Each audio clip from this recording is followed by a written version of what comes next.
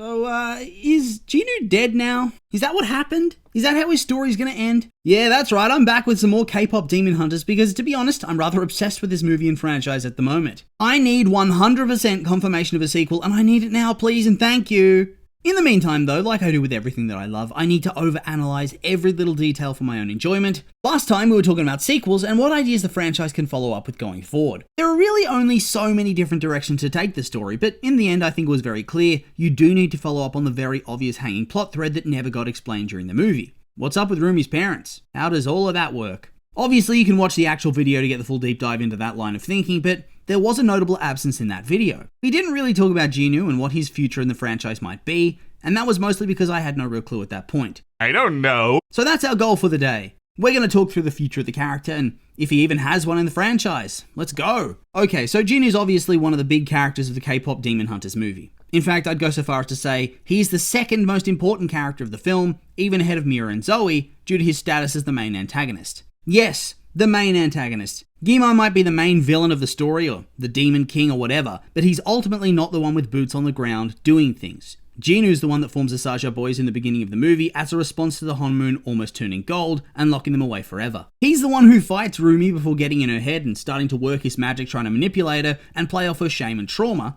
and he's the one who works to overthrow the Honmoon by destroying Huntrix. Then in the end, he's the one who organizes the sabotage of the Idol Awards by manipulating Rumi's feelings and their deeper connection for his own ends. Yeah, he has his change of heart at the final performance where he ends up dying to save Rumi from being consumed by Guillemot, but before that he was 100% the main catalyst for all the drama and the main antagonist the girls were facing right until the final battle. Guillemot simply benefits from all of Genu's hard work as opposed to actually making it happen himself. Since this gives me an excuse to rewatch the movie, I think before we go any further, we need to refresh ourselves on Genu's arc across the movie and what happens to lead up to his death. When we first meet this guy, he's immediately made out to be a big deal as a demon, being willing to mock the Demon King to his face. His face? To his fire? I wonder why all the other demons are actual humanoids and this guy is just a big purple ball of flame. Regardless, already from this he's established as brave, but also out for himself, which in turn is there to set up his redemption. Or maybe it's more of an atonement arc later on, where he sacrifices himself. It also sets up that he has metaphorical demons in his past that the movie is going to delve into.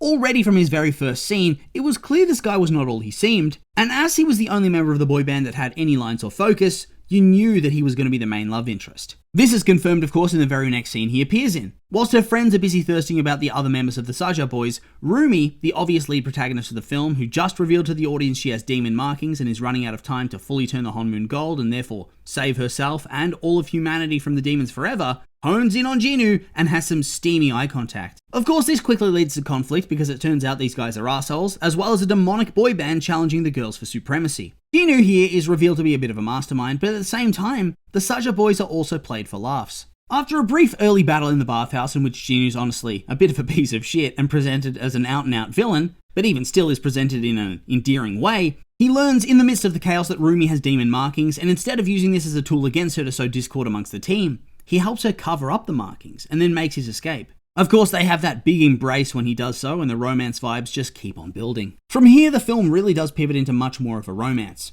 Yeah, he says he wants to use Rumi's shame against her when he's talking to Guillemot about what their plans are, but all of their scenes just had so much chemistry. It oozes out of the screen. Got that chemistry that radiates out of every single interaction. He tells her an abridged version of his family history, peppering in truth with the lies, shaping himself to be an out-and-out victim, whilst in reality he chose his fate and he screwed over his family. It's just, in the years since, it's become clear to him the price was too much to pay, and he's had to suffer with his eternal shame and misery for 400 years. So whilst he's clearly manipulating her, you also see her start to work some magic on him at the same time, and start to change his mind about what's important, to the point that he actually seems to want to help her defeat Guillemot and turn the Honmoon gold. He even shows regret about betraying her at the Idol Awards. They share a romantic song at some point before we get to the final performance of the Saja boys. Rumi crashes the party and unleashes a brand new song, which inspires Mira and Zoe to fight, and then Guillemot says "Lol nah, time to die," and almost manages to kill her outright, until Genu jumps in the way, telling her that she gave him his soul back, and that he's giving it to her just as he burns up. A blue light shoots out from his chest, and empowers Rumi, and it's all very dramatic. That seems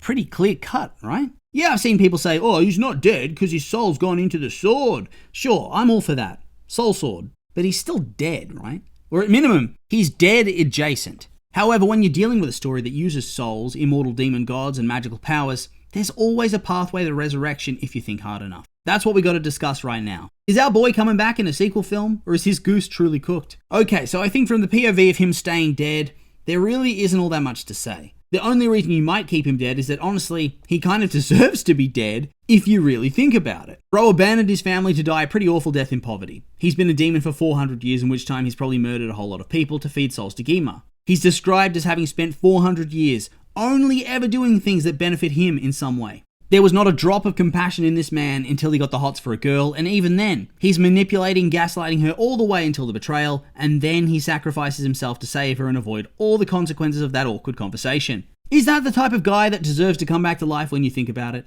Plus, there are also probably people that think the fact that he's a 400-year-old, and I think according to the director of the film, the girls are meant to be in their early 20s, is kind of creepy. For many people, it is a cardinal offense to have a creepy age gap. Although, I reckon for me, the bigger red flag is the whole murderous demon thing. Regardless, it's not like any of his actual negative traits matter in the end, because 1, he's hot, and 2, shippers are going to ship regardless. But is there a case for why he should be brought back? Yes, there is.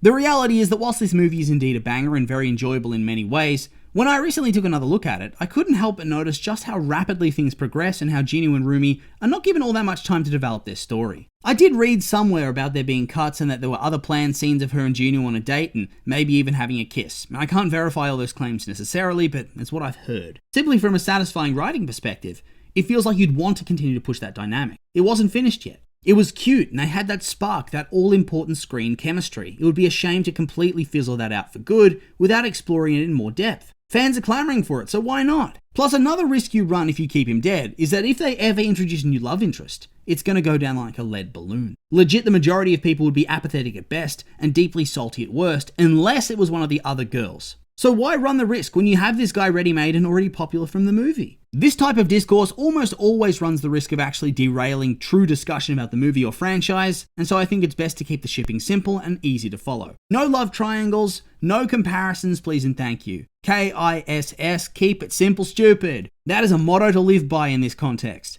No sense in kicking off shipping wars or attracting hate when you don't need to. Then again, Hollywood writers try to write uncomplicated and unmessy romance/relationships challenge? Impossible. It really does feel that way at times. So I think we've all come to the joint conclusion that we need to see our boy make a return to the land of the living, probably as a human this time. No more sexy demon Jinwoo, I'm sad to say. Oh well. Do we think the rest of the Saja boys are dead too? Are they completely gone? Their souls and essence completely and utterly obliterated by the demon hunters once and for all? Bad luck to them if that's the case. I mean, yeah, they didn't really change as people, and they seemingly had no regrets about what they were doing in comparison to Jinwoo, so I suppose they really did deserve what they got when you think about it. But on the other hand, they had such good designs, it would be a shame to waste them. Plus, even though it was brief, I really liked their dynamics and interactions with Mira and Zoe. Can't we at least bring back Abby and Mystery Saja? Who were the other two again? Romance and Baby? Nah, sorry fellas, you can stay dead. Unless I have attracted angry stans of theirs into the comments, in which case it was all a joke, I'm sorry, don't hurt me. So how do we make it happen? Part of me wonders if it would make sense to have this as a subplot now that I'm thinking about it. Let's be honest, the first film's storyline was good, but it also felt very rushed. Like they had a bunch of ideas they wanted to follow through on and explore in depth, but in the end they only had time to explore the idea of Rumi having demon marks and how it impacted her sense of self and her relationships with her friends. They of course built up other storylines across the course of the movie, the three most notable being the idea that Rumi's half demon, the whole romance storyline that's going on with her and Jinwoo, and then the troubled relationship with her adopted mum, but like I said, they couldn't follow through on any of them in real depth. I don't know what happened, but they planted a lot of seeds, they watered them, but then they didn't give them time to properly grow, which is a shame. But hey, that's what sequels are for. However, this in turn means that based on how the first film was written, any sequel will probably follow a similar pattern, where they only have major time for one overarching storyline, unless they make the films longer. But why would you bother with that when it's so much easier to continue to milk the franchise with more films that can tie up the loose ends the first film and probably the subsequent films create? It's like renewable energy, except this time for film scripts. Sony and Netflix executives drooling at all the possibilities of everything they can give the green light to now. Plus there's also the fact that soundtracks popping off, getting heaps of attention and prestige overall, so yeah. I think it's pretty clear they're going to want to milk this for all it's worth, and that's fine by me. I've never understood the salty fools who have a conniption and get a bee in their bonnet about franchises. Why wouldn't you want to spend more time with the world and characters you enjoy? Oh well. Regardless, I think the format they're currently using can only really support one storyline. In my video about the sequel earlier on, I talked about how you can get a 2-for-1 story pushing forward Rumi learning about her past, whilst also maybe meeting her father, and addressing more of her upbringing by her adopted mum who wasn't able to fully love her due to the circumstances of her existence. I think that makes for an excellent movie premise. However, is it the right way to go for the first sequel? Nah, now that I think about it, you kind of got to start off with Jinoo, right? You got to bring his ass back and address it. You could probably cook up some sort of villain for them to face down to try to save him, maybe some different sort of demon, maybe they got to save him from the underworld. Who really knows? You could do anything so long as the film brings him back, right? And you get more of that really wholesome romantic chemistry. If his soul is in the sword as well, maybe you could even have him appear as some sort of ghost that only Rumi can see. I think that would bring a lot of laughs. It just feels like the big money and the big views will be in a storyline like this, and then they can address other topics like the whole half-demon thing down the line. But Smarty Pants, if you thought this should be the sequel all along, why did you make a video where you pitched a different idea for a sequel? Haha, because, dear commenter, I, like Netflix and Sony, am milking this franchise for all it's worth. And so with all that being said, I think we've pushed this idea as far as we can with all the information we have right now. And so I'll just remind you these have all been my opinions, and now I'd like to hear yours. What did you think of my idea about Jinoo? Are you with me? Maybe not? Maybe you think I've missed something? I'm curious for your thoughts, so make sure to like, comment, and subscribe, and let me know.